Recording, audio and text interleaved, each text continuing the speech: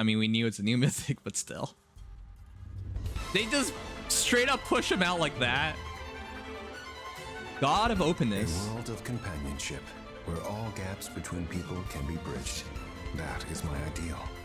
Kozaki Yusuke is an artist, and I am still thinking back to that crotch shot he gave earlier. Okay.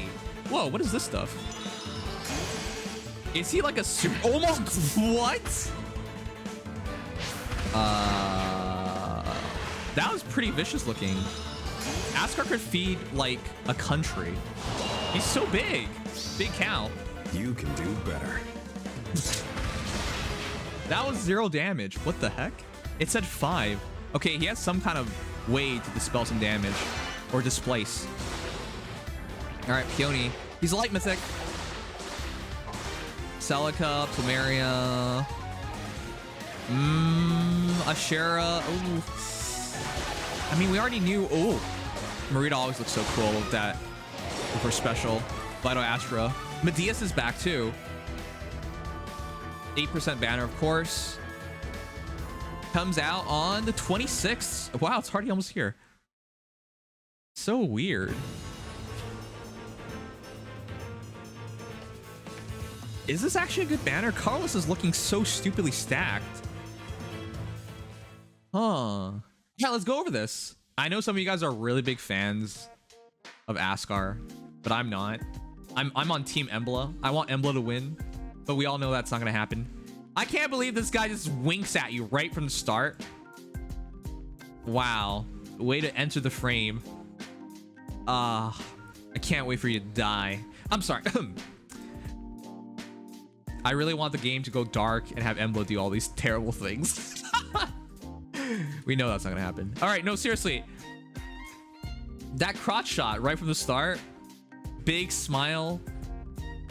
God, Askr really reminds me of like prominent gigolos out there. Anyways, wow, what a crotch shot. Thanks. Totally. This guy's gonna do great. I already know. People have been raving for like a muscular hero for a long time, and he has a good personality and people like that. By the way, his voice actor is Dustin Rubin. Askr Beast Infantry unit, holding that giant cowbell with floating. So yeah, add some defense. Man, he is super muscular. Would you guys eat Askr? Not sexually. He's a giant beefcake. Is what I meant. No, seriously. He's actually among the biggest heroes in the entire game, isn't he? Oh my god, yeah. He's way bigger than Ash. I thought Ash was already pretty big. He's a buffalo. I just realized that. All right, let's get on him. Let's get to his kit. First, let's start with open domain. It's per C slot. At start turn, if units within 2 spaces of any ally from a different title than unit grants resonant blades. What? And resonant shields to unit and all allies in 2 spaces of unit. What? That's crazy. He just straight up give you resonance. All right, for those who forgot, resonant blades and resonant shields. Correct me if I'm wrong. Resonance blades. You first found this on Harmonic Mia. And that was attack speed +4 for 1 turn. And it is a combat buff as well. So it's not a... Oh, that's actually really interesting. So you can have attack speed +6 and then be buffed with resonance blades. And that adds another attack speed +4 during combat itself. So that's actually really good. Resonance blades has been attached onto many heroes. Altina, Azura, Sheeta, Katria, Leaf. That's the reason why I get confused, because Resonance Blade is usually attached to as ability 1, and then there's a second ability attached onto that following ability, right? For example, Lysithea has Resonance Blades, but she also has Bone Stumbler. Katria has Resonance Blades, but she has Desperation. That's why it got a bit confusing. So it's actually because it's double abilitied. It's also on Sonia, Tiki, and Myrrh. So yeah, a lot of heroes have this, but still, that's pretty impressive. Attack speed +4 combat buff can't even be taken away from you, which is really good. Okay, secondly, Resonance Shields, and that might actually be better. Resonance Shields, first found on Harmonic Veronica, defense rest was 4 during combat, so he gives +4 all stats combat buff. That's insane. And also, during unit's first combat and player phase or enemy phase, foe cannot make a follow-up attack. So That's really, really good. Impact ability / wary ability 1 time. Awesome. But that's not all.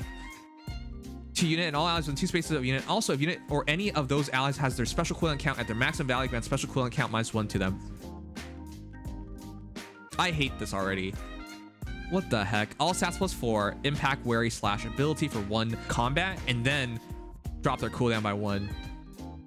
So this guy is really good in a Gale Force team. Actually, let's take this back. He's really good in all teams, because which team wouldn't use this? Wait a second. Wait a second. Is that not better? Guys, do you remember Legendary Hector? Is that not better than Osteo Pulse? Osteo Pulse actually has a criteria that you have to run different units. Correct me if I'm wrong, but there is no criteria here. I guess within 2 spaces then. Whoop-de-doo. What criteria?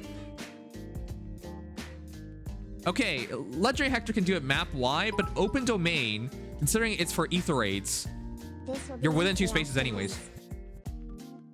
Oh my god. On chaos defenses will be really annoying. Oh my god. If you don't have null follow-up, how hard is it going to be? How hard is it going to be? You can't even attack. Oh my god. All stats +4, and you can only hit that opponent 1 time. You better have null follow-up, or things get really, really ugly really quickly. And by dropping their cooldown by 1 immediately. Oh my goodness. You know, you guys do know the flaw with teams such as party fighter teams. If you find yourself at full cooldown, it doesn't do anything. It's stuck there. Open domain can actually help out in those situations. Not to mention, if you have like a really good special anyways, like dropping Ruptured Sky from 2 cooldown to 1 cooldown is really good. But if you had Slaying Instant Ruptured Sky would make a lot of heroes really scary, right? Oh man, there's a lot of really good effects and team compositions. He's good on every team. All right, but that's only a C slot. We didn't get to the rest of it. Attack Defense Bulwark, the new skill, available for everybody. We'll see if it's available for everybody. Foes within 1 range cannot move through spaces adjacent to the unit.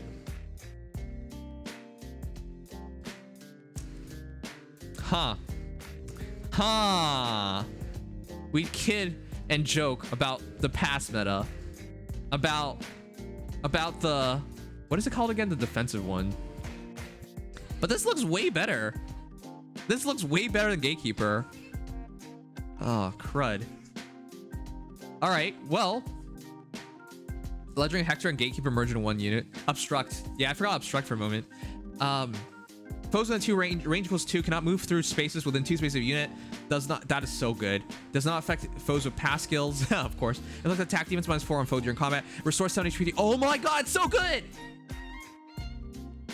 That's so good. That's so good. That's ridiculous. That's way better than pass. Well, actually, we'll get a... Well, it's not pass at all. It's way better than obstruct. But that makes me wonder what pass will be in the future. Oh my goodness. If obstruct can be this good, how good can pass be? If your beast lock can provide you with damage output and healing, that's ridiculous. This is insane. Gatekeeper is so dead, by the way. Gatekeeper, what is the... I don't even see people use Gatekeeper. But after attack defense bulk, why would you even want Gatekeeper?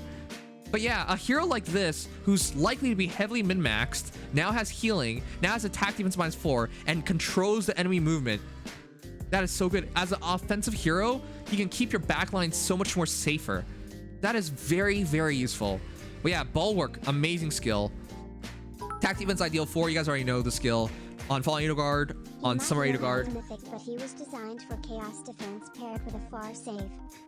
Right, if you put him in your front and you have a far save unit in the back, you can actually prevent them from moving on your team, which gets really ridiculous. He can force engagements essentially.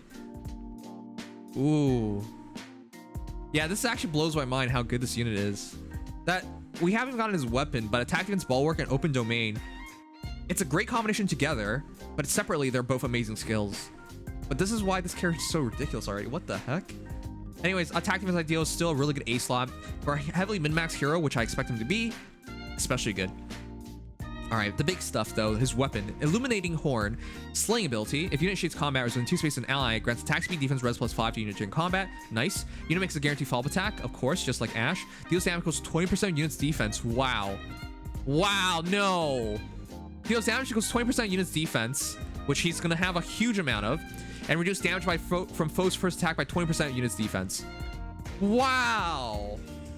At start of turn, if unit is adjacent to only beast or dragon allies, or if unit is not adjacent to any ally, unit transforms.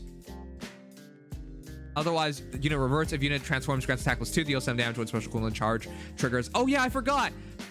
And neutralize effects that grant special cooldown count charge +X to foe, or inflict special cooldown charge -X on unit.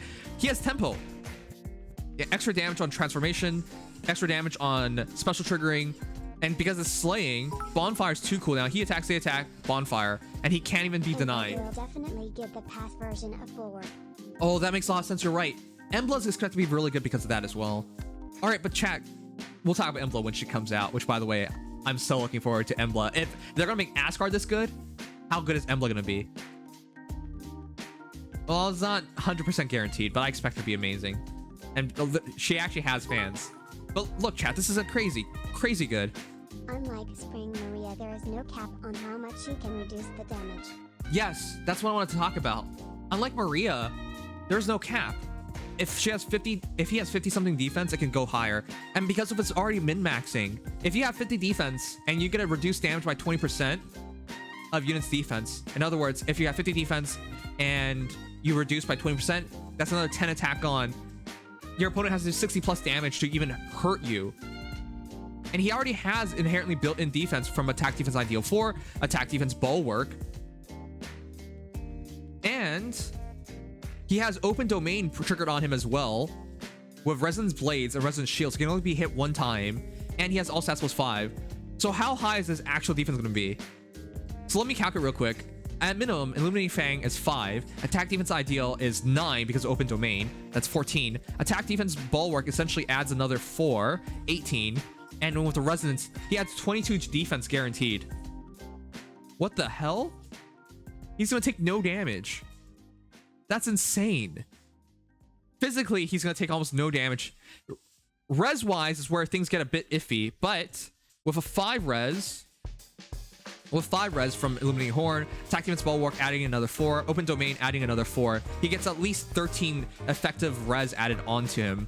And of course, he still gets a damage reduction based off his own defense. Wow. He could actually be invincible. I really don't like him. I'm sorry. He's stupidly good. I really don't like this character. He's ridiculous. For Chaos Season, he's going to be so amazing in. For Ether Raid's offense on Light Seasons, he's going to be amazing in. They even gave him a really cool transformation and a really cool animation. He's amazing. You guys see that? The red Maneki can't even do damage. He has defense +18 in that scenario. So yeah, he really is just reducing damage to zeros. All right, chat. I don't even need to see his stats. It's kind of expected. His stats are kind of expected. And honestly, I expect him to be a S tier. Like, that's a 10 out of 10 unit. He is a premier Gale Forcer, by the way, which is insane to me. But he's a top tier Gale Forcer. Yeah.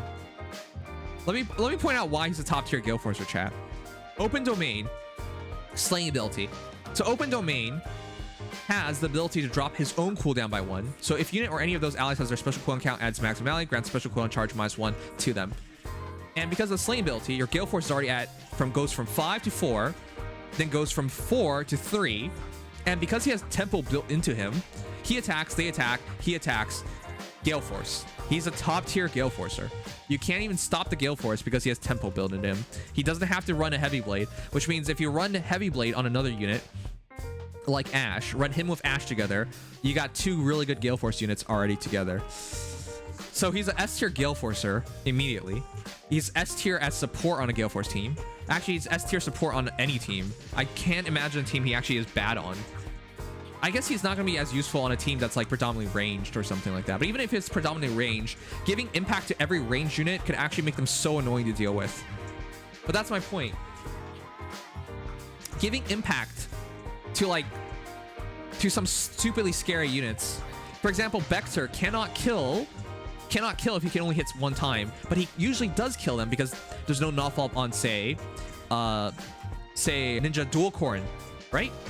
But now you put impact on her and she only gets hit one time and she stays on the field. Now it gets really problematic. Hector can't actually, like Aegis Hector's, for example, usually doesn't kill anybody in one shot unless he has advantage. But now for whatever reason, because of Askr, he can't kill anybody because he can only hit them one time, and that can be very annoying to deal with. Listen, he fits so well in every team, offense, defense.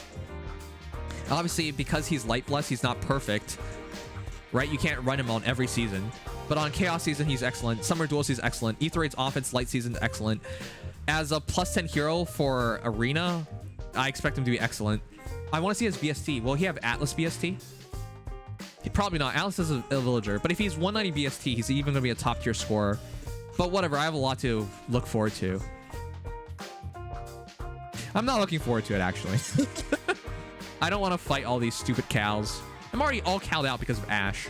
But fighting Askr is not going to be fun, especially in Chaos season. And yeah, he's S tier fodder, by the way. Attack defense ideal for attack defense ball work. This is a 10 out of 10 unit.